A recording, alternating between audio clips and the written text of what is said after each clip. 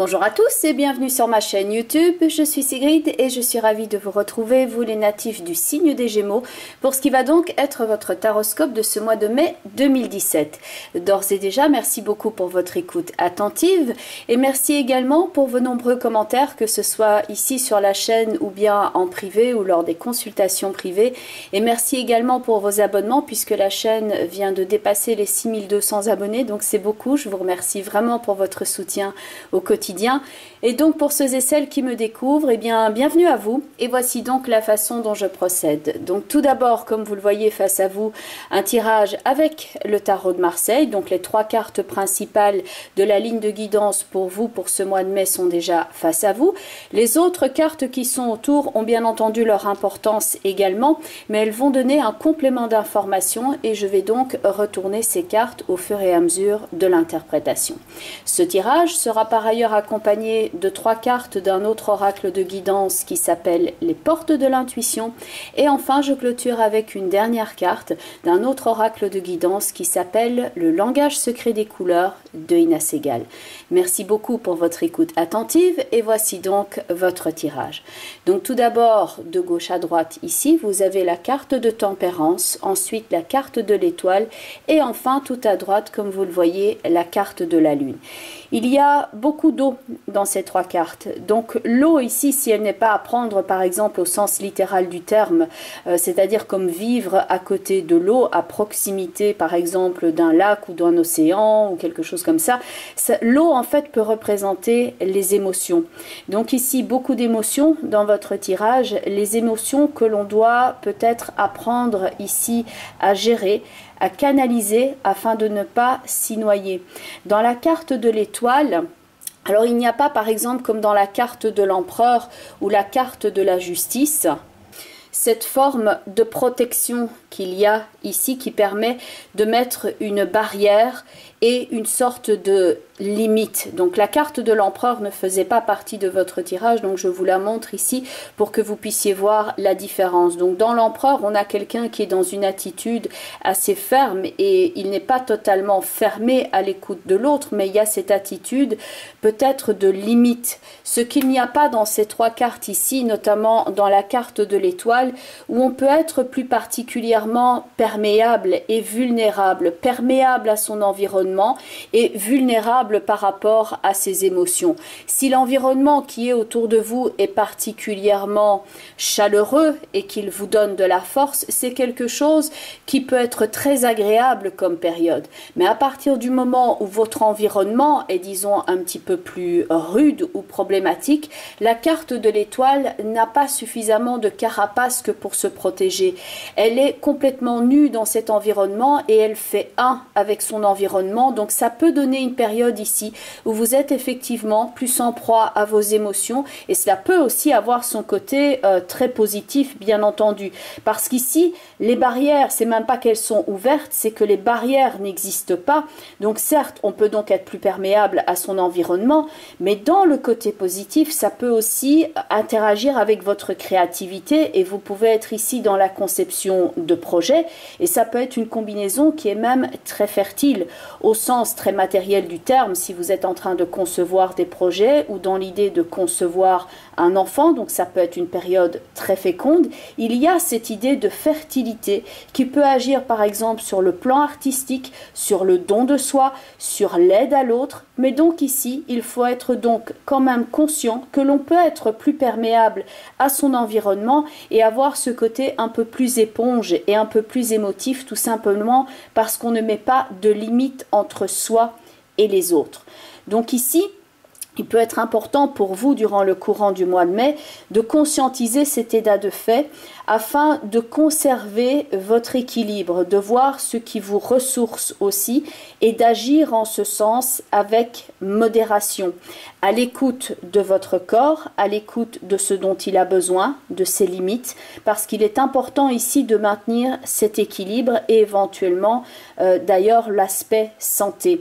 Parce que l'aspect de santé, je l'ai souvent quand j'ai cette rencontre de cartes, quand l'aspect de la santé est important. Ça peut être pour vous vous ici durant le courant du mois de mai, comme ça peut être concernant une personne de votre entourage où vous êtes particulièrement à l'écoute. Donc la santé peut être ici un sujet d'actualité, ainsi que les émotions, donc la clarté des idées, la clarté dans la conception, la fécondité, la conception de nouveaux projets, et donc cet aspect peut être très créatif et même très imagé que vous pouvez avoir dans ces trois cartes-là, où il y a une forme très fluide et très douce également.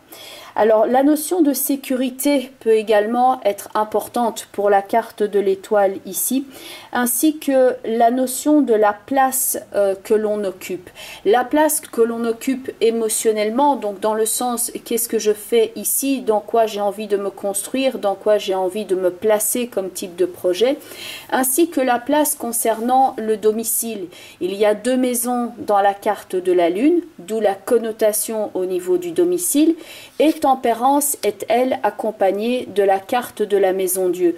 Donc ça peut indiquer ici aussi une connotation où on prend soin de soi, on prend soin de son environnement, et comme les maisons sont présentes, il y a cette connotation ici de trouver sa place, trouver un lieu de vie ou d'améliorer son existant, améliorer son lieu de vie, améliorer sa maison. La connotation de sécurité peut aussi jouer sur le plan matériel. Dans Tempérance, on a la recherche d'un équilibre. On peut avoir des contours qui sont un peu flous dans la carte de la Lune. L'idée aussi avec l'étoile de verser quelque chose. Donc il y a cette idée de liquidité. Il y a une somme importante ici dans la carte de la Maison Dieu. Donc pour certains d'entre vous, ça va être la recherche de stabilité au niveau matériel et la bonne gestion au niveau des avoirs, afin d'avoir une meilleure maîtrise et d'avoir ici une forme de sécurité, comme on peut le voir dans les compléments d'information de l'étoile, la carte du monde et la carte de la force. Donc ici c'est vraiment la bonne gestion de vos émotions, la bonne gestion de vos avoirs, aussi toute la réflexion qu'il peut y avoir quant au fait de trouver sa place, de trouver sa vocation, de trouver un sens à votre existence, et donc cette connotation aussi d'équilibre au niveau matériel afin d'assurer sa sécurité. La présence de la Maison Dieu ici à côté de Tempérance peut donc renforcer également l'aspect santé. Donc ici on doit peut-être éventuellement récupérer de quelque chose, récupérer de son énergie, prendre soin de soi. Et donc l'argent, le financier, ainsi que le temps que l'on accorde à ces projets, et le temps en tant qu'énergie et ce que l'on fait avec le temps. Le temps, c'est une ressource, donc il y a toute cette gestion ici au niveau énergie, que ce soit santé, temps, ressources, argent, qui peut être particulièrement important pour vous durant le courant du mois de mai. Avec la Tempérance qui suit ici la Maison Dieu et à sa suite la carte de l'étoile, ça donne l'impression que vous devez récupérer de quelque chose, éventuellement vous soigner, être plus à l'écoute de vos besoins, se modérer, se préparer aussi, comme l'indique la carte de la Lune, à une évolution, un passage, car dans la Lune, on a donc cet océan et on peut passer d'un endroit à l'autre. Donc la Lune a cette connotation-là. Ça peut aussi représenter le passage d'un état psychologique à l'autre, d'un état physique à un autre. Ce sont trois cartes, en tout cas, qui sont empreintes d'une forme de douceur et de vulnérabilité. Donc ici, vous avez peut-être un besoin accru de douceur, de calme, de sécurité, et de ne pas vous sentir ici dans un combat permanent pour votre sécurité, un combat qui est épuisant et éreintant. La carte, le personnage dans la carte de l'étoile a besoin de se sentir à sa juste place, en ayant le sentiment que oui, vous êtes assez, que vous donnez assez et que vous avez assez donné de vous-même dans une situation. C'est une combinaison donc que j'obtiens beaucoup effectivement dans les cadres de santé, et c'est également donc présent dans les tirages des personnes qui ont par exemple un intérêt pour tout ce qui est thérapie parallèle, que que ce soit le Reiki, la sophrologie ou autre, ainsi que toutes les thérapies qui sont en lien avec l'art et la créativité. La lune est-elle accompagnée ici de la carte de l'amoureux, ce qui peut donner lieu ici avec la lune et l'amoureux, une forme de recherche, de repères, de discussion, du fait de vouloir parler de certaines choses afin de les éclaircir. S'il y a une brouille par exemple qui est signalée dans la carte de la lune, c'est le fait de s'expliquer, c'est le fait d'arriver avec modération à avoir un meilleur sens de l'entre-gens avec les personnes qui sont autour de vous et rechercher comment vous connecter à ces personnes-là tout en respectant ici vos propres limites et en respectant aussi les limites de l'autre. Point de vue maintenant de la recherche au niveau du développement personnel, ça peut être par ailleurs assez riche ici avec l'étoile, le monde et la force, parce qu'on est en train de rechercher ce qui est bon pour soi, peut-être de mettre certaines limites aussi. Car là, dans la carte du monde, il y a une forme de protection avec la mandorle autour du corps.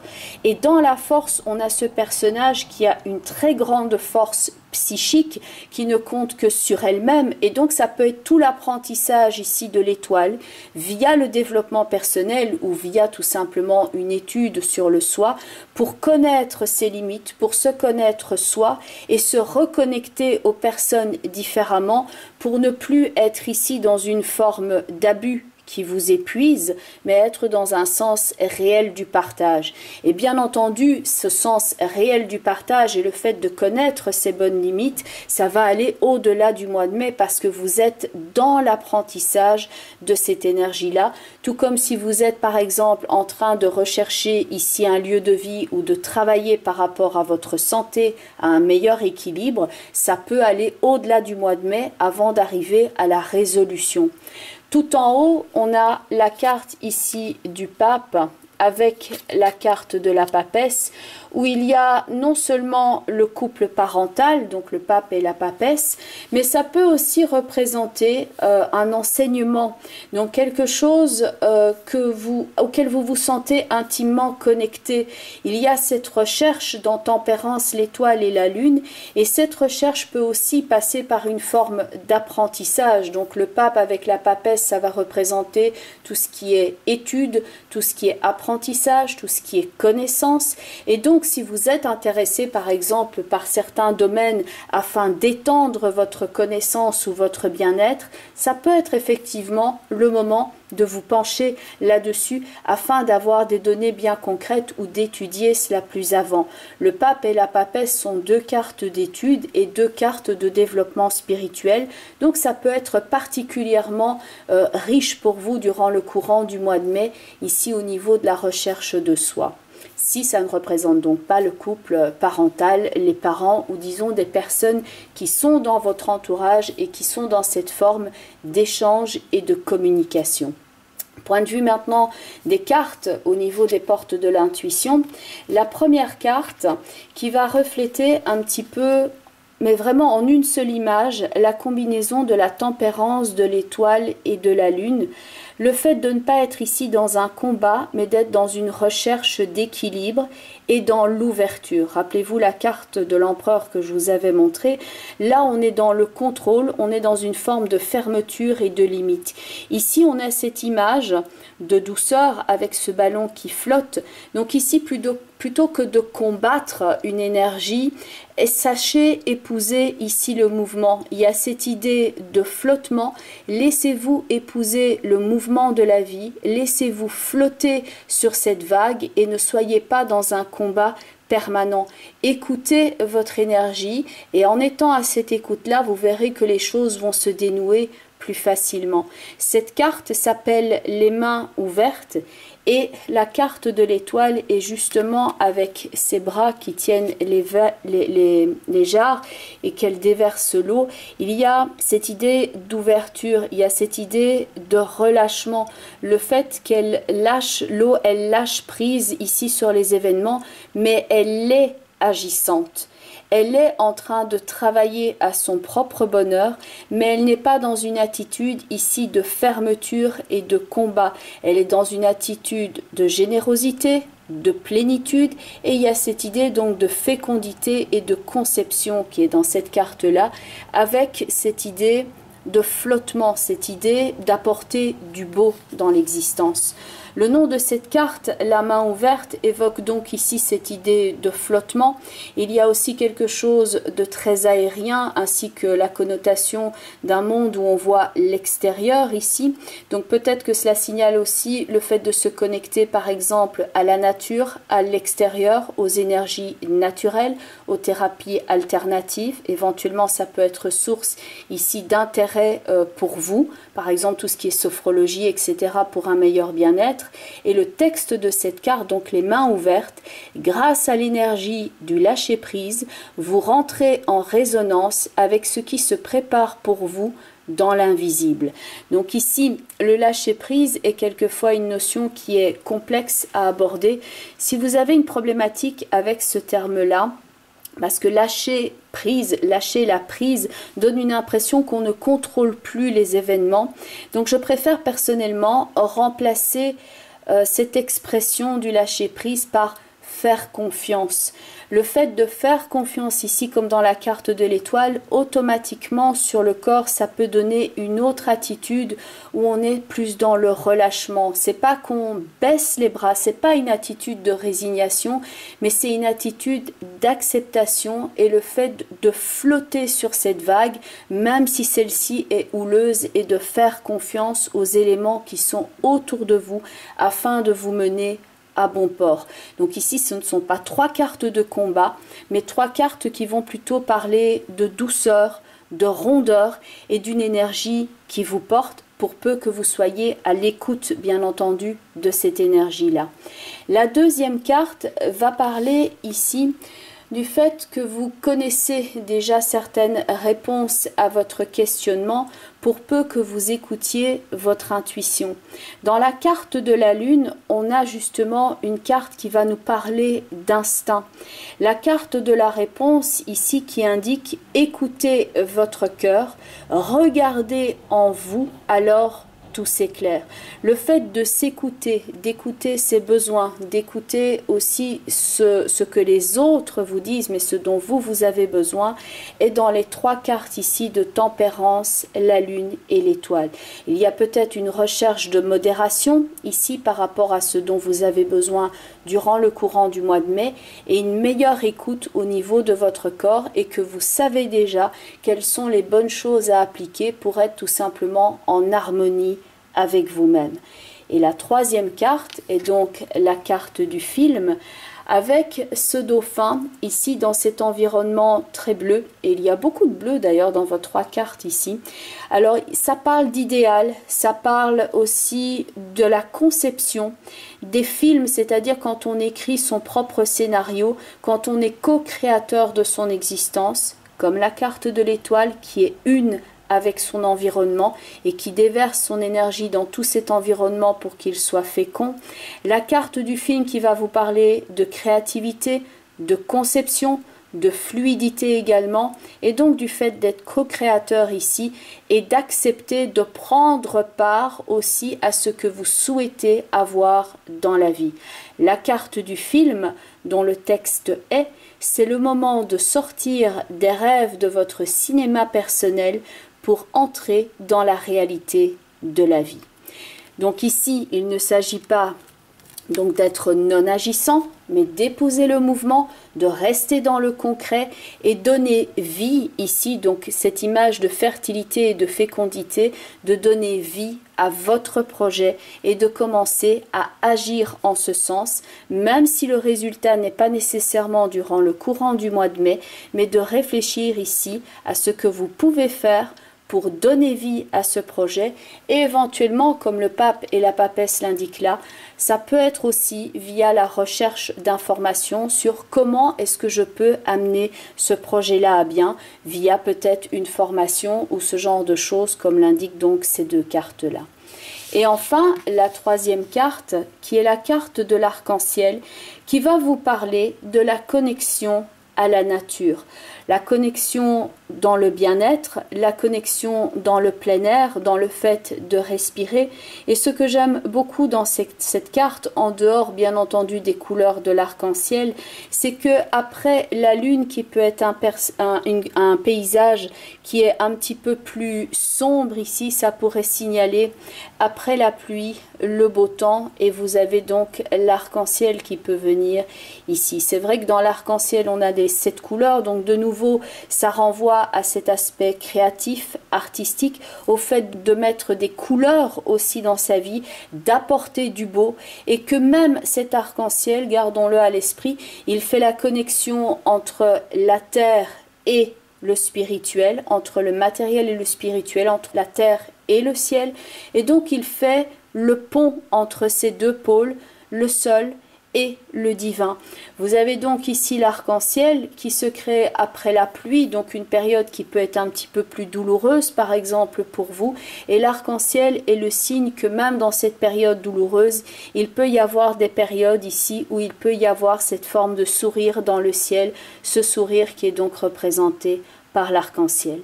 Bien entendu, on reste ici dans le cadre d'un tirage global. Donc maintenant, si vous souhaitez avoir un complément d'information, ce que vous pouvez faire, c'est regarder le signe qui correspond à votre ascendant, ainsi que la vidéo qui correspond au positionnement en signe de la Lune dans votre thème astrologique de naissance. Vous aurez comme ça un panorama bien complet par rapport à ce que vous êtes en train de traverser à l'instant présent. Et puis bien entendu, il y a des questionnements qui font peut-être plus l'objet d'une consultation privée. Si vous souhaitez me contacter, je mets toutes les informations en bas de la vidéo. Donc vous avez mon site web. Sur le site web, il y a une planche contact avec un formulaire donc, que vous pouvez remplir pour rentrer directement en contact avec moi. Sinon, vous avez également mon adresse email, vous avez toutes les informations nécessaires, et sachez que vous pouvez me retrouver également sur la plupart des réseaux sociaux, donc Twitter, Facebook et Instagram, et donc vous pouvez me contacter rapidement afin de prendre rendez-vous. Je vous souhaite en tout cas un excellent mois de mai. Je vous remercie encore pour vos nombreux abonnements et votre soutien au quotidien. Je vous remercie vraiment pour tout cela, ça me touche beaucoup, et je vous dis à très bientôt. Bye bye les Gémeaux, et prenez bien soin de vous.